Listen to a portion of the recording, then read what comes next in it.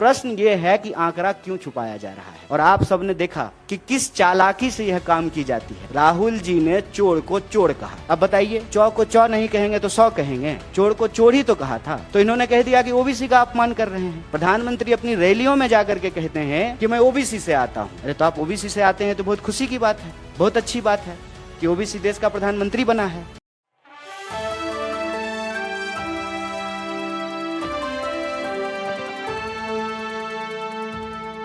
नमस्कार, आप देख रहे हैं नेक्स्ट 9 न्यूज पॉलिटिकल बाइट और आपके साथ मैं हूं क्रांति सिंह। कन्हैया कुमार का एक वीडियो सामने निकल कर के आया है जिसमें वो बीजेपी के खिलाफ अपनी बात रखते हुए नजर आ रहे हैं। कह रहे हैं कि जाति जनगणना आखिरकार क्यों नहीं हो सकती है। जब हर जगह हम जाति को लेकर के जो है पशु पक्षी तमाम चीजें गिन सकते हैं, तो आखिरकार यहाँ पर जाति क्यों नहीं गिनी जा रही है। इसको लेकर के कन्हैया कुमार और क्या कुछ कह रहे थे, जरा सुनिए।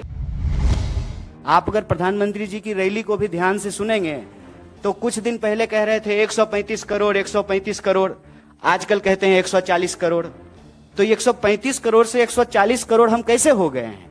क्या सचमुच 140 करोड़ हुए हैं कि 139 करोड़ ही हो रहे हैं? ये आंकड़ा तो सरकार को इकट्ठा करना चाहिए, सरकार को ये आंकड़ा जारी करना चाहिए।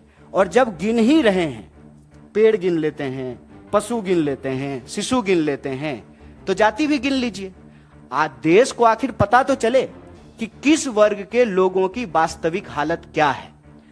यह भी तो हो सकता है ना। सरकार ने ही किया है कि इस देश में 10% ईडब्ल्यूएस के आधार पर रिजर्वेशन दिया है और कांग्रेस पार्टी ने, भारतीय राष्ट्रीय कांग्रेस ने उसका समर्थन किया कि अगर आपके पास यह आंकड़ा है कि जनरल कैटेगरी के लोग भी गरीब हैं, अगर आप उनको मदद देना चाहते हैं तो मदद दीजिए। सरकार यह भी डेटा इकट्ठा करती है कि गरीबी रेखा से नीचे कितने लोग रह रहे हैं। इसके आधार पे आप बीपीएल कार्ड जारी करते हैं, इसके आधार पे आप उनको खाद्यान्न सुरक्षा देते हैं, इसके आधार पे आप प्रधानमंत्री आवास योजना के तहत उनको घर बना करके देते हैं। तो किसी भी सरकार के लिए आंकड़ा का होना जरूरी है। प्रश्न ये है कि आंकड़ा क्यों छुपाया जा रहा है और आप सबने देखा कि किस चालाकी से यह काम की जाती है। राहुल जी ने चोर को चोर कहा। अब बताइए, चौ को चौ नहीं कहेंगे तो 100 कहेंगे। चोर को चोर ही तो कहा था, तो इन्होंने कह दिया कि ओबीसी का अपमान कर रहे हैं। प्रधानमंत्री अपनी रैलियों में जाकर के कहते हैं कि मैं ओबीसी से आता हूं।